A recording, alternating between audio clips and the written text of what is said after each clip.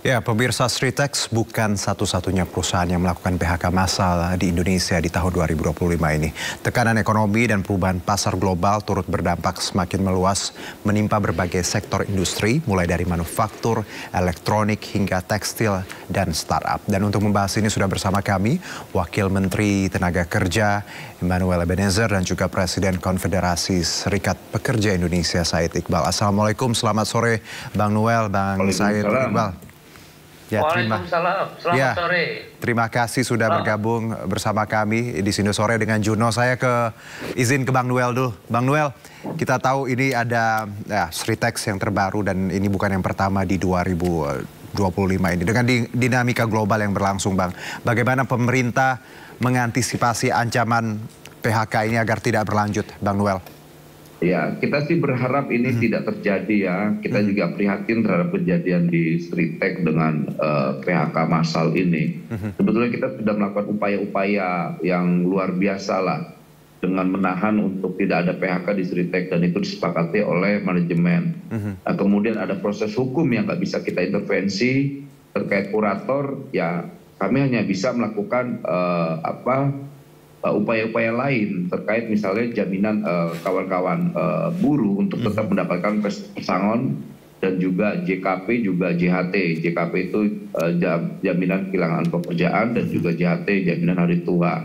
Nah, upaya-upaya itulah yang bisa kita lakukan. Nah, kemudian ketika kawan-kawan buruh ingin beralih profesi, kita menyiapkan BLK-BLK kita untuk melatih kawan-kawan buruh yang ingin beralih profesi. Jadi kita negara tidak akan diam dengan realita atau kejadian seperti ini, karena ini kan kejadian ini sangat emosional ya, kita prihatin sekali. Tapi kan negara sekali lagi harus rasional melihat hal ini.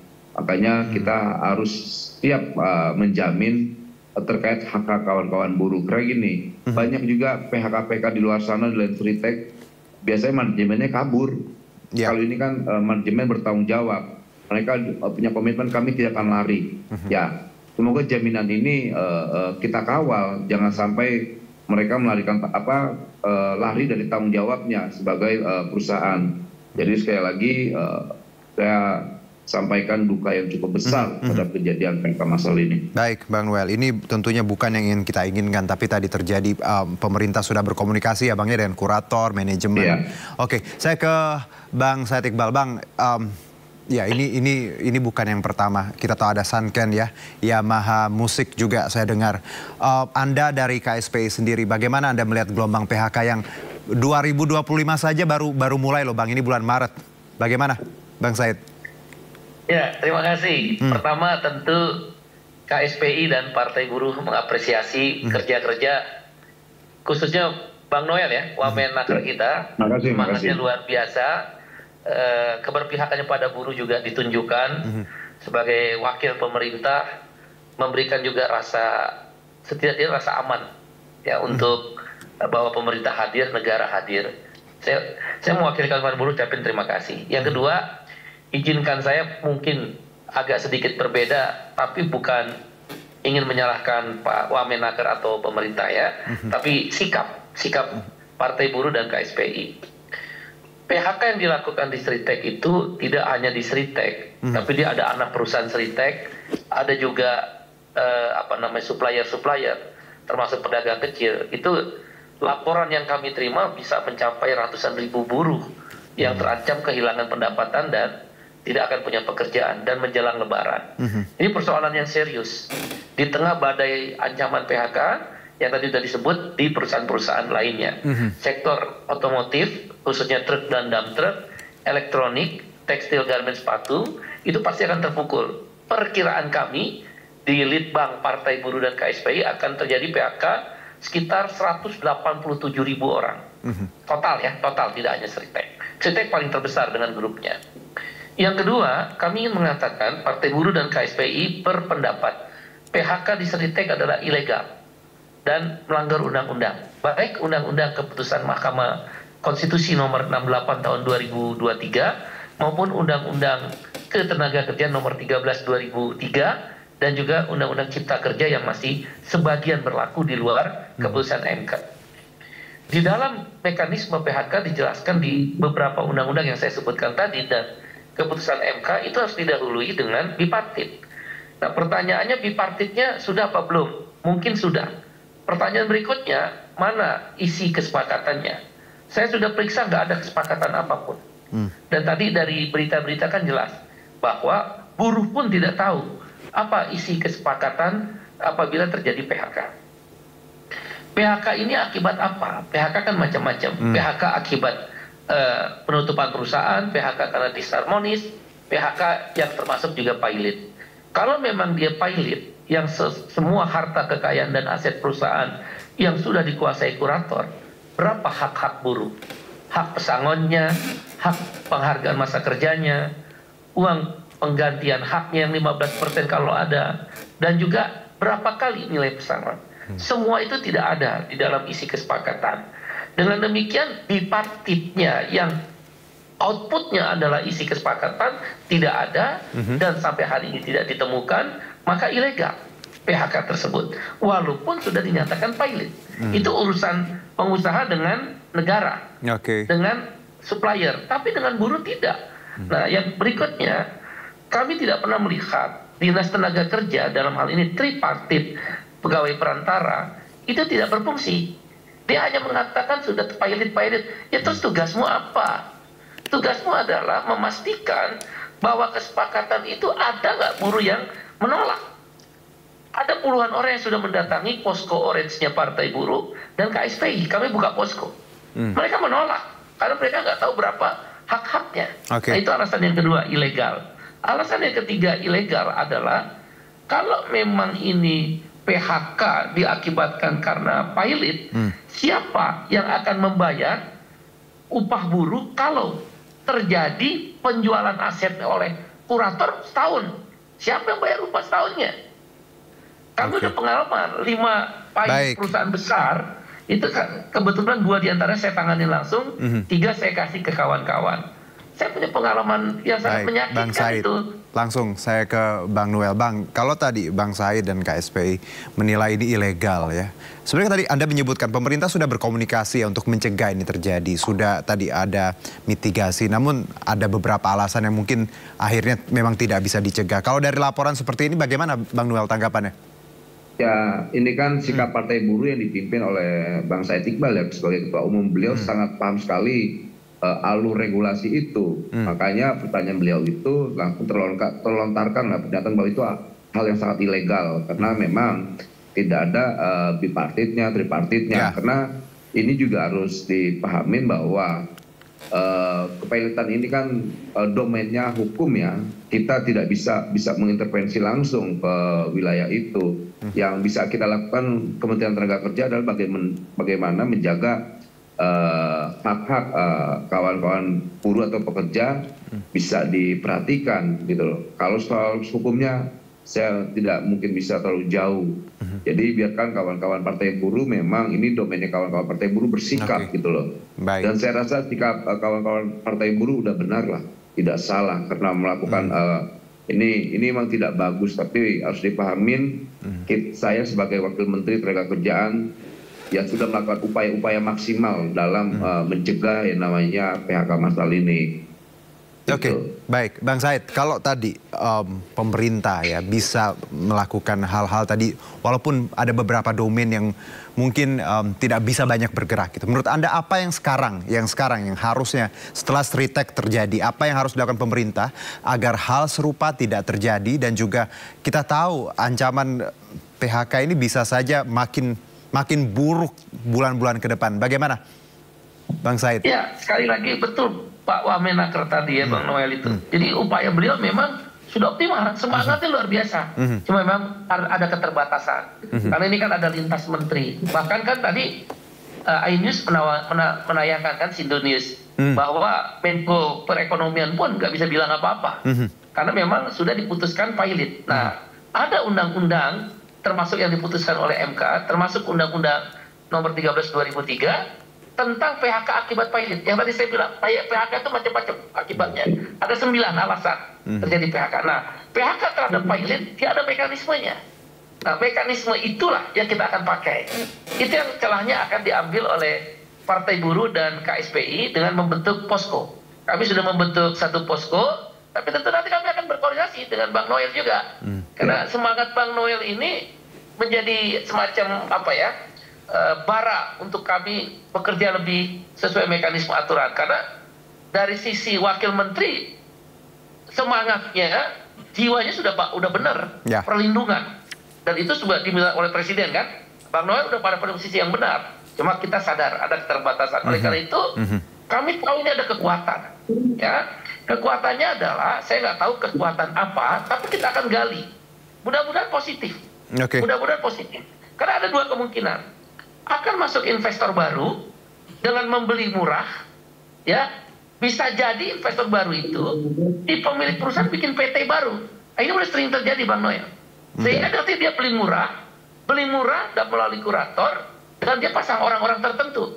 Nanti perusahaan PHK dulu semua, kemudian diangkat karyawan outsourcing, dan kemudian membayar upahnya dari awal lagi, dari upah minimum. Yang murah kan di Sukoharjo. Jadi itu bisa terjadi, bisa ya. Atau bisa jadi negara ikut terlibat. Karena kami menangkap semangatnya Pak Prabowo yang tadi dijelaskan Bang Noel. Di situ jangan ada PHK, kemudian kalau bisa perusahaan tetap berjalan.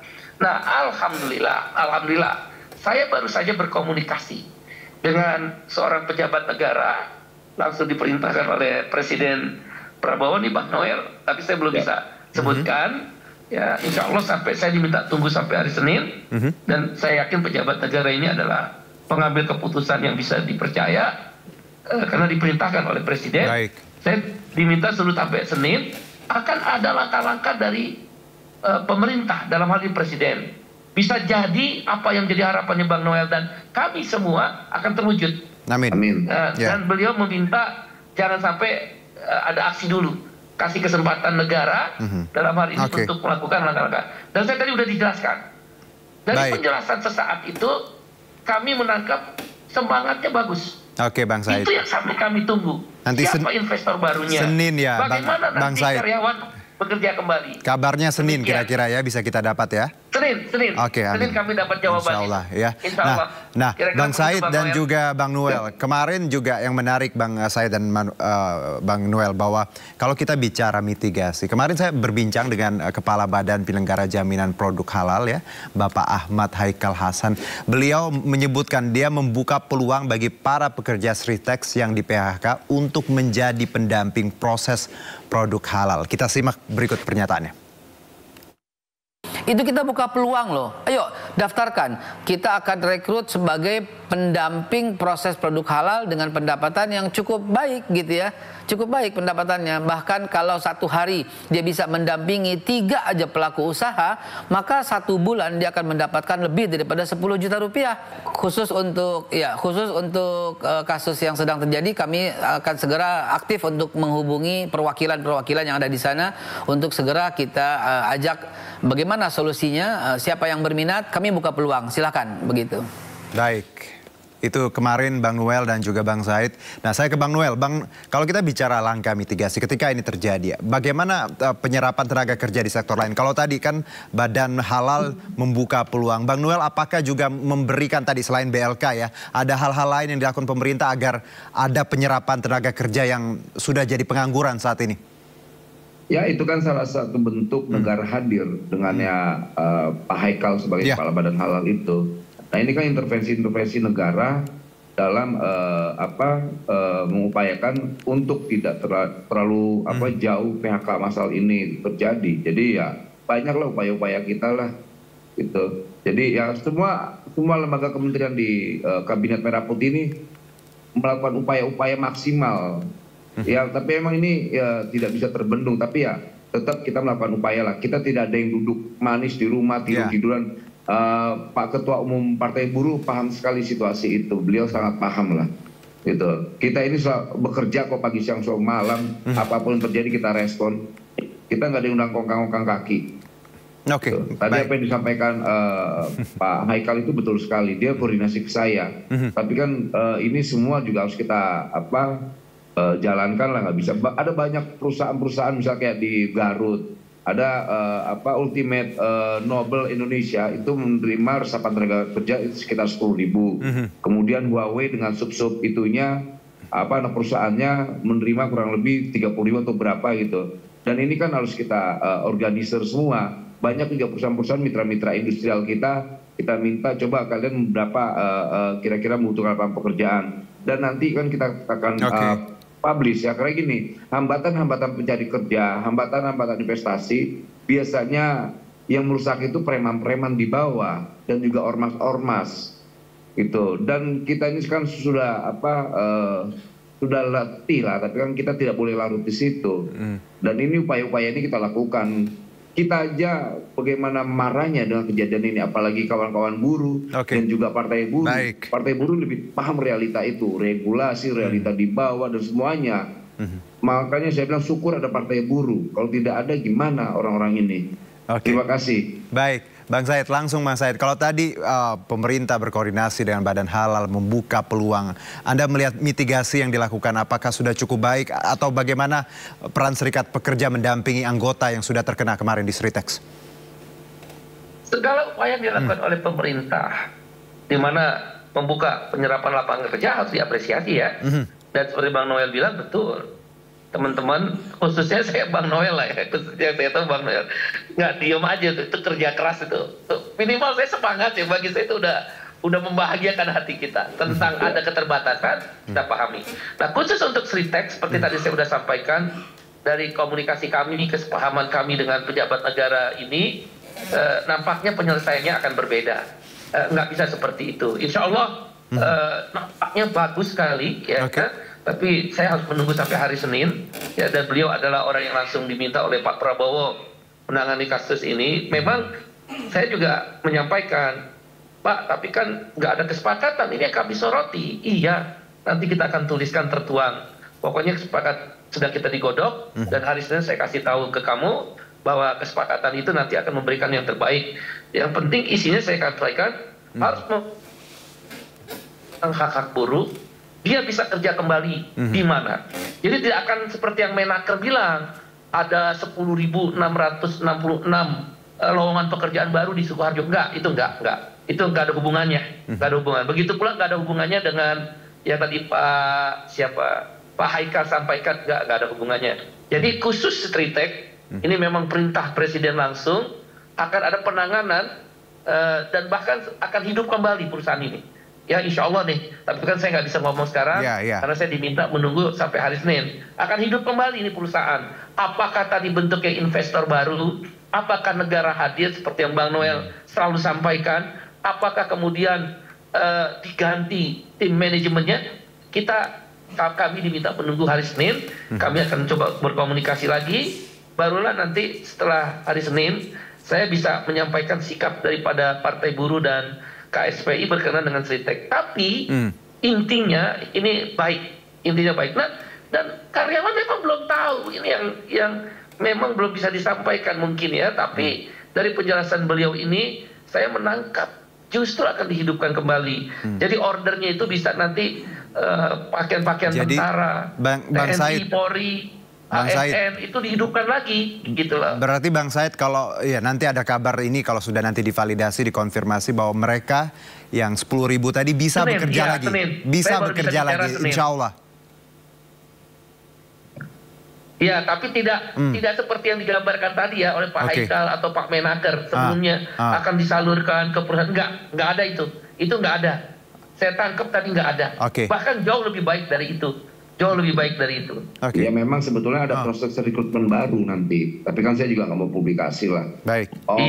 Pak Ketua Umum tahu ini. Saya selalu udah tahu, tapi saya nggak mau. Takut salah lagi saya. Ya. Ya nggak apa-apa. Kita tunggu Senin ya Pak ya. Tapi lagi-lagi alhamdulillah kalau ada tadi kabar baik ini. Karena kita semua buruh dan kami merasakan apa yang teman-teman rasakan di Sritex. Oke, Bang Noel, satu mungkin terakhir Bang Noel, apa yang ingin Anda sampaikan untuk rakyat semuanya? Kita semua adalah bagian dari negara ini dengan segala kegelisahan yang kita punya. Apa yang pemerintah bisa tawarkan untuk saat ini? Pertama, ya di sini diuji patriotisme kita saat negara dalam kondisi seperti ini. Harus dibangun solidaritas nasional terkait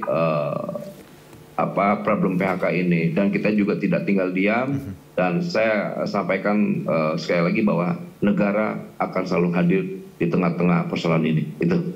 Ya, baik. Terima kasih. Selanjutnya Bang Said, silakan. Singkat saja. Ya, prinsipnya kita akan pantau tentang badai PHK di depan mata, tidak hanya Seritek. Nah, khusus Seritek, Partai Buruh dan KSPI sudah membentuk satu tim khusus karena ini pertaruhan ratusan ribu, termasuk di bawahnya tadi ya, jaringan supplier dan anak perusahaan akan terancam PHK. Dan sekali lagi kami apresiasi Bang Noel ya. Terima kasih. Kerja keras. Terima kasih. Oke, baik Bang Said, hati-hati di jalan, selamat melanjutkan aktivitas. Bang Noel juga makasih Bang Noel. Ya, Pak Ketua. Ya, terima kasih. Pak Wamen. Selamat bekerja, selamat beraktivitas. Baik.